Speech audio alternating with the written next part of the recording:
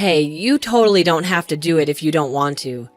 Seriously, there's no pressure to introduce yourself to him if you're not feeling it. This is our call, not his. I'm sorry, but it's important for me to take this step. If we're truly committed to getting married, I want to introduce myself to your parents beforehand. I know that your father can be strict, but it's a respectful gesture I should make if I want to become your husband. Unfortunately, he's not just strict. He's a real challenge to have a conversation with.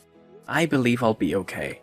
After all, he doesn't know anything about me yet, right? I've only mentioned to him that I have a boyfriend, because I haven't gone into detail about what kind of person you are.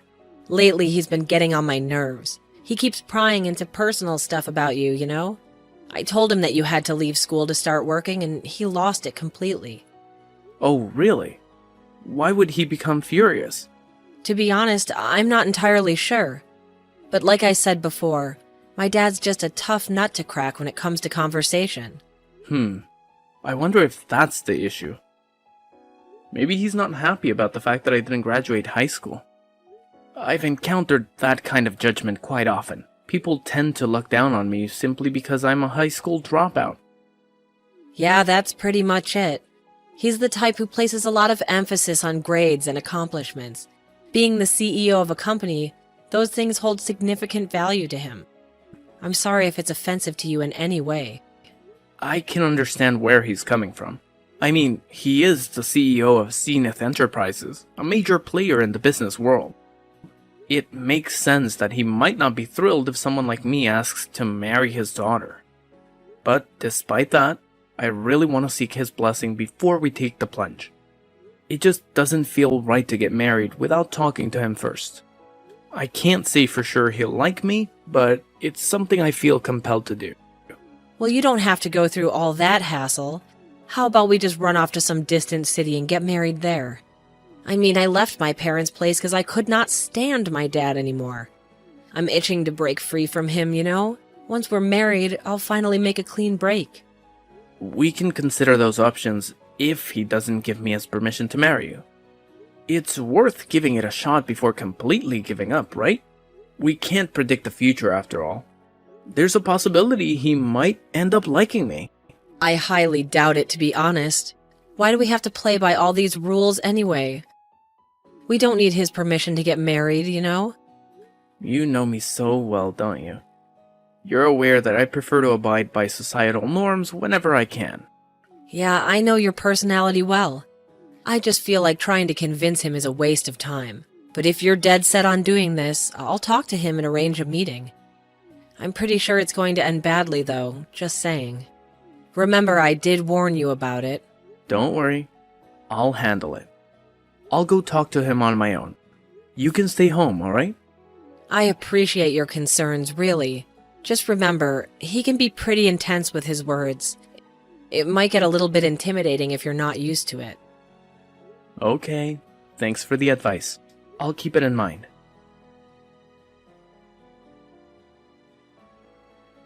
You miserable excuse for a human being. I swear on everything sacred, if I ever catch a glimpse of your sorry self in my house again, you'll regret it. You're nothing but a bottom-dwelling parasite, feeding off the scraps of decency. I wouldn't even wish to breathe the same air as your filthy existence.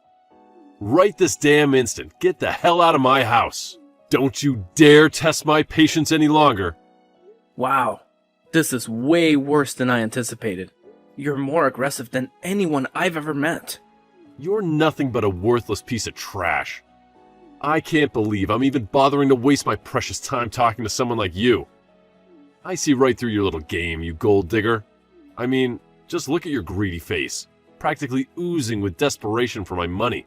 It's crystal clear that the only reason you're interested in marrying my daughter is to get your grubby hands on my wealth. Talking to you makes me physically nauseous, right from the pit of my stomach. Sir, please, try to relax and take a moment to compose yourself. There's honestly no reason for you to be so consumed by anger. I really have no interest in your money. I'm not a materialistic person, you know? My love for your daughter is sincere and comes from the depths of my heart. That's the sole reason I wish to marry her. Man, I am beyond disappointed in Natasha right now. I mean, seriously, she's actually with a high school dropout like you? You're scraping the absolute bottom of the barrel in our society. Where the hell is she anyway? I know damn well you've kidnapped her or something.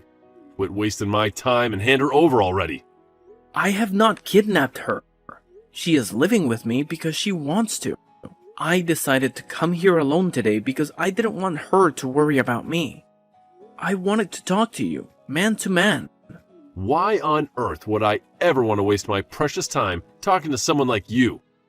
Your breath reeks so badly that it's literally suffocating me.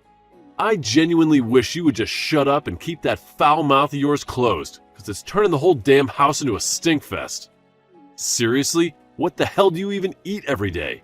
Do you chug from the sewage like it's your personal beverage dispenser, or what? The insults just keep pouring in, don't they? I better grab my notepad and pen, because I definitely want to take notes on how to be a master of mockery. Who knows? Maybe one day I'll have the pleasure of using them on someone deserving. Oh, quit with the smart aleck act already. You didn't even manage to graduate high school, for crying out loud. While you were out there slacking off, I've been busting my ass, dedicating my life to studying and achieving greatness. I've reached heights you could only dream of, graduating from a top-notch university. I've been climbing the corporate ladder at elite companies ever since, and guess what? I'm currently the CEO of Zenith Enterprises, in case you forgot. Yes, I'm already aware of all that. Your company, Zenith Enterprises, has quite a reputation, and I've actually heard of it before as well. Listen up, you low-life criminal. I've got an ironclad sense of justice coursing through my veins, and I won't stand idly by while scumbags like you threaten the safety of my family. Hold on a moment. Let's take a step back here. I believe you're blowing things out of proportion. I assure you, I am not a criminal in any way. I really don't understand what you're trying to say. Oh, please, spare me the innocent act. Maybe you're not a criminal at this very moment, but mark my words, you're destined to join their ranks sooner or later. I can practically read it on your face, those sneaky little expressions that scream, future criminal. Don't think for a second that you can fool me with your feeble attempts at innocence. I'm really curious as to what kind of face I was making when I was talking to you. It's fascinating to think about what impression I might have unintentionally conveyed. In any case, I'm sorry if I did something to offend you in any way. Oh, look at you, the epitome of ignorance. I can tell you've never bothered to crack open a book in your entire life. You're nothing more than a pathetic high school dropout, aren't you? I wouldn't be surprised if your own dim-witted parents were nothing but a bunch of incompetent criminals themselves, letting you abandon your education like it's some kind of joke. Any decent parent with two brain cells to rub together would never allow their child to make such a foolish decision. But hey, I guess you come from a long line of moronic lawbreakers. Could you please refrain from discussing my parents in such a manner? My mother faced the challenging task of raising me single-handedly while battling an illness. I made the difficult decision to leave high school solely to support her financially, covering both her medical expenses and our daily living costs. Wow, your family is desperately broke, aren't they? It's pretty obvious that your parents didn't bother saving any money. How irresponsible of them. Are you seriously saying that? How could you say such a thing? Your sob story is so tragic, it's laughable. You really think I'm going to feel sorry for you? Well, think again. I don't care how much you try to manipulate my emotions. I'm not going to hand over my precious daughter to a pathetic loser like you. No way. I have high standards, and I want my daughter to marry someone who's actually worth something. Clearly, you're just a lazy good-for-nothing who can't even take care of themselves, let alone provide for a family. So, save your pity party for someone who actually cares, because it's not going to work on me. Did you really just refer to me as a lazy good-for-nothing? I've put in tremendous effort to reach the position I'm in today. I don't perceive myself as a failure in any way. Also, I'm serious. Don't insult my parents ever again. I hold a deep appreciation of my mother, and even if given the opportunity, I wouldn't want anyone else to have raised me. That excuse is beyond weak, and it's definitely not going to cut it if you think you're worthy of marrying my daughter. Instead of wasting your breath with these pointless stories, why don't you actually contribute something meaningful to society? Maybe then we can have a conversation worth having. But until then, don't even bother trying to convince me of your worthiness. It's an absolute joke. I guess it's pointless trying to have a normal conversation with you. Oh, look at you, you pathetic leech.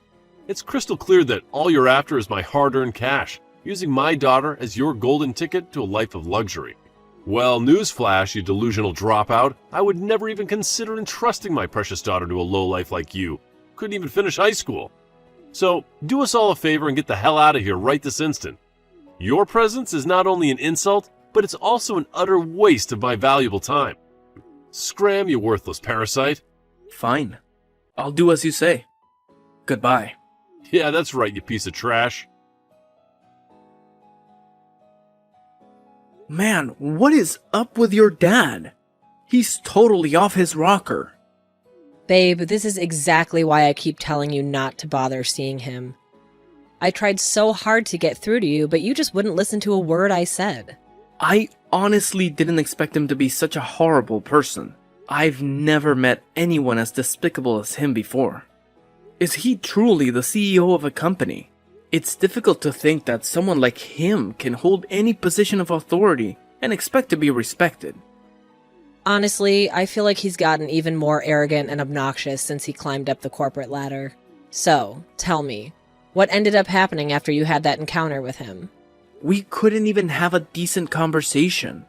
He was just constantly throwing insults my way, so I made the smart move and walked out. Screw all this drama. Let's just do what you suggested from the start and elope. It would have saved us so much trouble. Yeah, we should have just done that from the start. Sometimes it's alright to bend the rules a little bit, especially when we're not doing anything illegal. It's a bummer, though. I had this tiny sliver of hope that against all odds you two would hit it off somehow. But hey, he's in for a real shocker when he finally discovers who you truly are. I can't wait to see the look on his face. I had hoped that he would recognize me when I went to see him. But to my disappointment, he didn't even give me a chance to speak. He simply told me to go home without any opportunity to explain myself. It was disheartening, to say the least. He's getting up there in age, so maybe his memory isn't what it used to be.